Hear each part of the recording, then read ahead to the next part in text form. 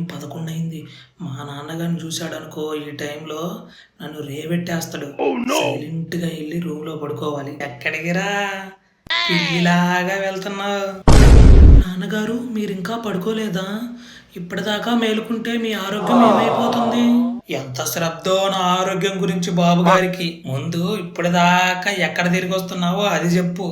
Correct reason చెప్తే నిన్ను కొట్టకుండా వదిలేస్తారా? మంచి ఛాన్స్ వచ్చింది. ఎలాగోలాగా ఏదో ఒకటి చెప్పి తప్పించుకోవాలి. ఏంట్రా ఆలోచిస్తున్నావు?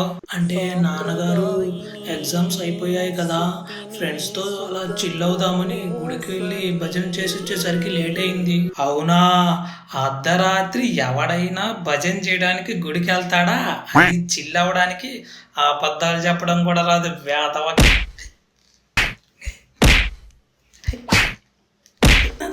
కొట్టద్దు కొట్టద్దు నాన్నగారు, నొప్పెడుతుంది నాన్నగారు.